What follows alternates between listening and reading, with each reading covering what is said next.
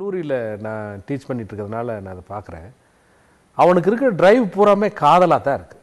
நீங்கள் பார்த்தீங்கன்னா இன்றைக்கி இருக்கிற படங்கள், சினிமா படங்கள், இப்போ எடுக்கிற டிவி போடுறது எல்லாமே வந்து சினிமாவை மையப்படுத்தியிருக்கு. அந்த சினிமா காட்டுகிற கருத்து கூட வந்து காதலை மையப்படுத்தியிருக்கு.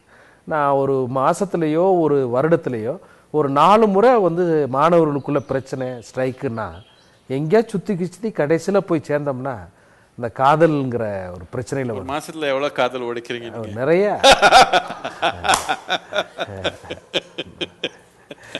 நாங்கள் உடைக்கிறதில்ல, தூக்கி கேம்பவுண்டுக்கு வெளியே வச்சிடுறது.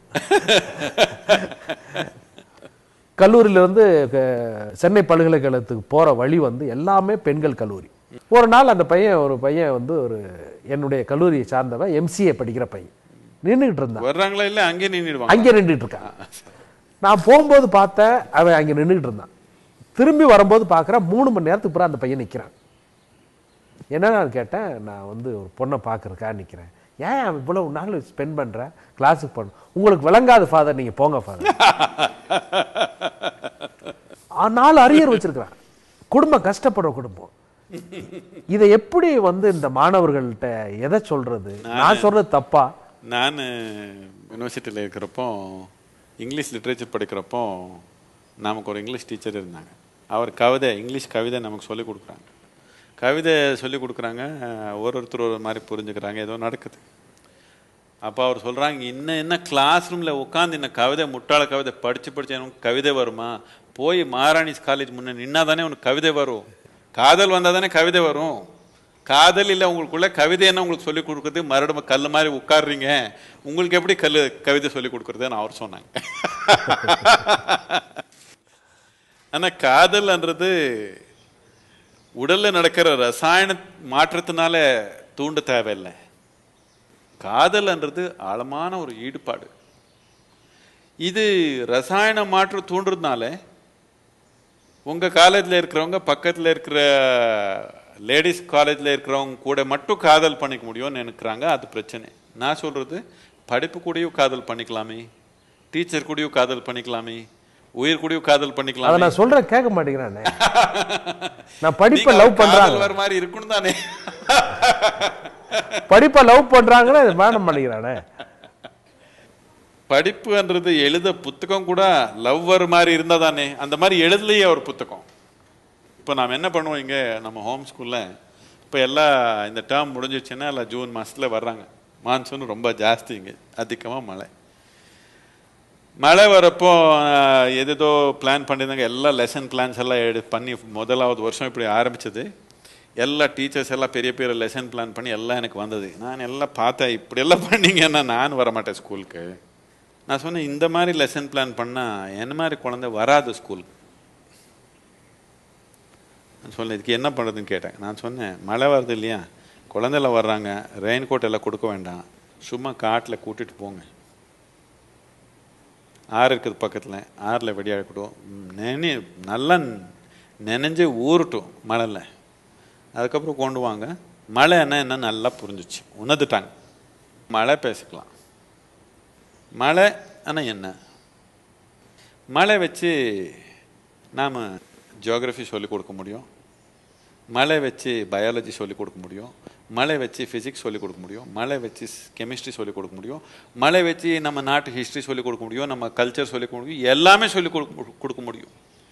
இப்போது உணர்வு பூர்ணமாக ஒரே ஆர்வம். எனக்கு புரிஞ்சுக்கிறதுன்றது பிரத்தியொரு மனிதனுக்கு ஆர்வம். அந்த ஆர்வ தூண்டுதல் படுத்தாமல் நாம் எந்த மாதிரி டெக்ஸ்ட் புக் எழுதியிருக்கிறோன்னா அது பார்த்தாலே தொடக்கூடாது.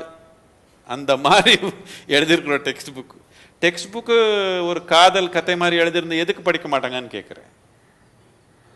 ஒரு பயாலஜியோ கெமிஸ்ட்ரியோ நாம் ஒரு காதல் மாதிரி எழுத முடியாதான்? காதல் நடந்ததே கெமிஸ்ட்ரினாலே தான் அவருக்கு. காதல் நடந்ததே பயாலஜினாலே தான். அது நாம் ஒரு டெக்ஸ்ட் புக்கே அப்படி எழுத முடியாதான்? அப்படி எழுதல. நாம் அது பார்த்தாலே இப்படி ஓப்பன் பண்ணாலே தூக்கம் வந்துடணும், அப்படி எழுதியிருக்காங்க.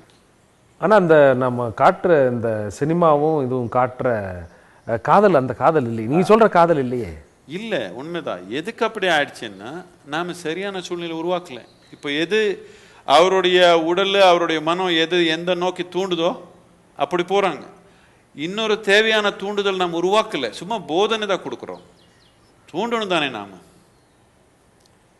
அதை தூண்டணும்னா நாம் ரொம்ப ஆழமாக பார்க்க தேவை இருக்குது.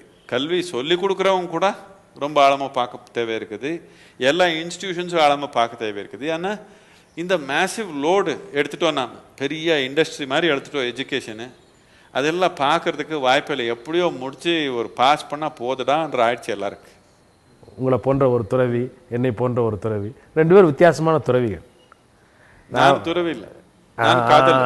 நீ காதலர். எப்பவுமே எல்லாத்து கூட எல்லாரும் கூட எல்லாத்து கூட. ஆனால் வெளியே இருக்கிறவங்க உங்களை வந்து ஒரு காதலன்னா பார்க்க மாட்டாங்க. அப்படிதான் பார்ப்பாங்க. அதுக்கு தான் எல்லாம் இங்கே இருக்கிறாங்க. ஏன்னா இங்கே இருக்கிற ஆசிரமத்தில் இருக்கிறவங்க பார்ப்பாங்க. ஆனால் வெளியே இருக்கிறவங்க வந்து வெளியே இருக்கிறவங்க கூட இப்போ இவ்வளோ லட்சக்கணக்கில் மக்கள் உலகம் முழுக்கமாக இருக்காங்க இல்லையா, அவரெல்லாம் என் பார்த்தா ரொம்ப காதல் தான். ஆனால் நான் அவர் பார்க்கறதுக்கு முன்னாடியே அவர் கூட காதல் எனக்கு. நான் எதுக்கு சொல்கிறேன்னா, துறவரம் அந்த துறவி ஆகிறது வந்து ஒரு தனித்து ஒரு குடும்பத்தை விட்டு வெளியே போய் இந்த குடும்பங்களை எல்லாம் தொடர்ந்து குடும்பம் விட்டுட்டு வெளியே வந்துட்டாங்கன்னா அவருக்கு எல்லாத்து கூட காதல் ஆயிடுச்சு. அதனால யாரோ ஒருத்தர் கூட இருக்க முடியல. துறவி என்றது காதல் எற்ற நிலை இல்லை, எல்லாரும் கூட எல்லாத்து கூட காதல் ஆயிடுச்சு. காதல் எற்ற நிலை இல்லை. காதல் எற்ற நிலை இருந்தால் அவன் மாடு மாதிரி. ஐயோ மாடு எதுக்கு? மாடுக்கு காதல் இருக்குது, கழுதுக்கு காதல் இருக்குது, இது அதுக்கு கீழே இருக்கிறவன். காதல்ன்றது இல்லை ரசாயனத்தை மாற்றத்தினால தூண்டணுமா, இல்லை நம்ம விழிப்புணர்வுனால தூண்டணுமா, அவ்வளோதான் வித்தியாசம். நம்ம விழிப்புணர்வுனால தூண்டினா அது நாம் ஏதோ ஒன்றுக்காக வச்சுக்க மாட்டோம், எல்லாத்துக்கும் கூட அப்படிதான் இருப்போம்.